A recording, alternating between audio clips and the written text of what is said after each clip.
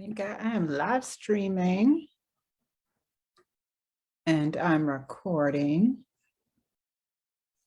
And hello, and welcome. We are here on Tea Tuesdays, and guess what? This is 50. This is what we're talking about here. I'm here sipping my CBD tea all day. I'll take a little sip. Keep hydrated, y'all. I know it's fall, going into winter, and just because it's not summertime doesn't mean you don't keep the liquids that's coming. And you want to do hot chocolate, cider, water is best, but of course, keep it coming. And yes, we're here on Tea Tuesdays. We're discussing aging, menopause, herbs, CBD, or hormonal health, because at the end of the day, we really, truly believe this is the best time of our life, right? I'm Sandra Senior, founder of Iris Salon and Spa, where we focus on relaxation, rejuvenation, and wellness. And you know what? We're all about self-care and self-love, because self-love equals self-care. And we show that through our products, through our services, through our lives like this, you know, any kind of live event, pop-up shop. So that's what we're all about, self-care and self-love. I'm a massage therapist and a nutritional health coach, along with my many other titles. I don't know, what else? Mother, aunt, sister, so many different titles. So therefore I'm on with all my things that I got going on. I'm a business owner, so on and so forth. I'm still trying to navigate this perimenopausal journey that I'm on, as well as many of you are. And it's always these little ways to help navigate it, you know, all these little tools that we can use. It's a great season of our lives, and we just got to navigate it a little bit, you know? So the holiday season is here. Whatever holiday you're celebrating, or maybe you're just celebrating Tuesday, I don't know. And I call it the season of giving. It's the season of joy, and the season of family, you know? So with that, I always ask you, how do you take your herbs? You know, you've heard me say, how do you take your CBD? Because there's many ways you can do that, right? You can eat it, you can take it in drops as liquid, you can take it in pill form, you can put it on your skin. As you know, the skin is the largest organ in the body. So therefore, once it's absorbed into the body, then let's see, once it's absorbed into the body, then you know it can do its job, do its thing, keep you healthy. So every herb is a little bit different, but it helps you in some way. But today we're going to be talking about eating your herbs, right? Because it's the holiday season. How can you incorporate it into food? I incorporate my herbs into food every day. And if I don't incorporate it into food, like I said, there's many different ways you can take your herbs. You can smoke it. A big tea drinker, it's in my tea. And again, you can put it on your skin. You can boil it, inhale it. There's so many different ways. So those are the top ways, but let's talk about how we put it in our food and get like nice, good benefits. I'll talk, there's so many of them, but I'll talk about, you know, probably like my top couple in general. So for instance, I love cinnamon. I put my cinnamon on everything. Some people love it, some people hate it. It's a very popular spice, and it's found all over the world. I put it in my tea. I put it in all kinds of recipes. I, of course, sprinkle it. It's really good on your baked goods and your desserts, right? But it has a compound called cinnamaldehyde.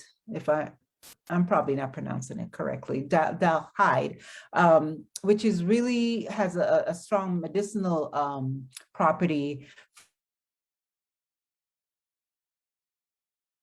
for, oxidant, the antioxidants. It gets rid of all the toxins in the body, anything to fight that. And also it's great for inflammation. It's studies has shown that it helps to lower your cholesterol. So yeah, I love cinnamon. So if it lowers your blood sugar levels. So again, I sprinkle it in everything. So yeah, of course, it's the holiday times. You're going to sprinkle it on your desserts, right? So that's a good way to do it. Right now, I do it in my coffee, like I said, but it's cider time. So I sprinkle a little bit on my spot cider. And I think I shared last week where I had my nice tart apples and I sprinkled it on my apples, and just, my quick way of having an apple pie without actually having to sit there and wait and bake and mix and all of that. So that's a good way to do it. Another one is sage. Sage is really, really great. I burn sage a lot. Like what I said, some people smoke it, some people inhale their herbs. But when we're talking about food, sage, I put it into a lot of pasta dishes. It's really good, but you can put it in everything, but it's really, really good in pasta dishes. So sage is really, really good for improving your brain function and your memory. And it's has wonderful healing properties going, I don't know, about hundreds of years back. And it's really good. And it was found, again, to help people with memory and any kind of brain function. So you wonder why people, when you're burning it, it smells so good, and you're kind of improves your mood a little bit, right? So it's really great to add sage into your food for those reasons. Peppermint, yay, peppermint. I have my big old peppermint bush in the back. And I have another little pot on the sink, and I snip a little piece every now and then just to make tea. But yeah, of course, you can cook with it. It's good in salads. A few leaves cut up into the salad gives it that little oomph. And also, there's so many Asian dishes that I've found that has peppermint. It gives a nice little flavor to it.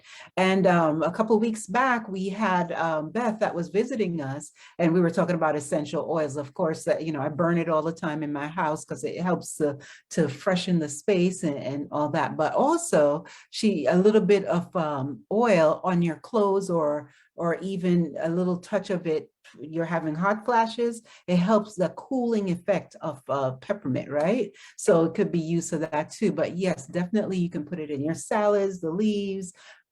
Tea, of course, is always a go-to with peppermint. Turmeric. I'm talking about the turmeric all day. I make those little hot shots with ginger and turmeric, and that really, really, really, it's big for my, it's anti-inflammatory. Anything anti-inflammatory, I take it all the time, any day, because most diseases, it causes some kind of inflammation, whether it's from your head to your toe, brain, stomach, skin. You need anti-inflammatories, right? So turmeric contains the curcumin, which you find a lot in curry dishes, and it really, really helps. It's that yellow, you'll recognize it because it's that yellow herb. So anyway, turmeric is really good antioxidant, and it's really good anti-inflammatory. And it really helps to avoid any, again, antioxidant, which, helps to cut back on those, toxins in your body. So really bad with anti-inflammatory. So it really helps you with that. I put it in, again, you get it in your curry dishes. I put a little drop in my coffee sometimes. It adds a little kick to it.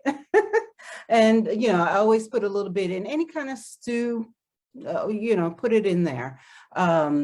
There's also cayenne pepper. When we talk about herbs, you don't think about that like you're cooking with. Cayenne pepper. I sprinkle again that on I put it on my salads, I put it on food, I put it on soup.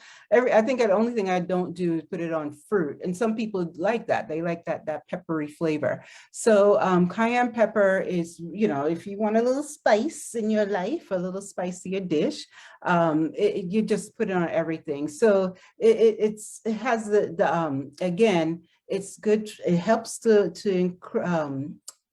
help burn fat. That's why I started doing it actually, but it helps to reduce the attitude, your appetite too. So a lot of times, and you'll find it if you're, try to lose a little weight, trying to burn a little fat, you can add that to your diet. Another good thing is fenugreek. It helps to improve your blood sugar control. But when I speak about fenugreek, which is great when you add it to your soup and your stews, it's really good. I find it a lot in Indian dishes. And what's good when it comes to your hormonal health and your hormonal balance, it helps to enhance your libido. And so it can really help when it comes to your, going through that menopause stage. And it helps to balance the hormonal insulin. So it's good when you're battling that. So again, add it to your stews, soups. And just to talk about not to forget one of my favorites, thyme. Oh, I love thyme. I bunch it up and I throw it in stew. I throw it in my soup. I do so many things with it. Now, thyme is really good. Just to kind of go over different things it can do. It's actually has great acne fighting abilities. Ingredient. It helps to lower your blood pressure. Some people actually use it. They boil a little bit to help when I have a cold or anything. I do a broth and it helps to reduce any coughing, helps to actually help you boost your immunity. People use it back in the day for thyme oil to help disinfect. Do you have anything on your skin or anything to help disinfect? People used to also use it to get rid of pests. I don't know. And I like the smell. It's really good. In some cultures, it's used as like a mouthwash, kind of chew it up, whatever, and just kind of wash your mouth because it has antiseptic and antifungal properties. And it smells good. It helps to boost your mood because it has a substance in there called carvacrol. I can never pronounce anything right. Carvacrol. So yeah, thyme is really, really good for those things. I love thyme. I mean, I'm Jamaican and it's like, I'm trying to think of a dish that we don't have. It's really good on fish. We put in escovitch fish. I know a couple of my friends, they tell me they put it in their pesto sauce, that it tastes good. But a nice big bunch and I put it on practically everything. So yeah, those are just a few of my top herbs that I used to cook, added not just to your holiday dishes, your everyday dishes. Like I said, you can smoke them. People, smoke herbs. You don't have to smoke tobacco. But they're the ones I did not mention that I love also. Rosemary, lavender, garlic, fennel. Those are just really, really great spices and herbs and different things you can add to your food. So just so just learn that if nothing else, you can use your herbs and your spices to add to everyday meals, right? And like I always say, what you put in your body and what you put on your body can either help or hurt you. So you know what? Throw in the stuff that can help you and just, increase your toolbox for your health journey, whatever you can throw in there, right? So just so we have our future coming up. We have some spa days coming up. We have pop-up shops. We have a wellness launch coming up. So, follow and share with your friends, follow us and tell your friends, and DM us, email us, call us, just let us know, follow us, that you can get this information. Our website, IRIE Salon and Spa, IRIE Salon and Spa. If you're following here on our sisters Roots and Herbs page, where yes, we focus on, again, on menopause and hormonal health, and we do formulate CBD herbal products just to help you navigate that menopause journey, right? So thank you again for joining us. I hope you can use this information. Like I said, DM, text me, email me, and comment. Go ahead and comment. What do you use? Some of your favorites that you use, or any dishes you like. Would you like some recipes? And or share some recipes with me that you could use.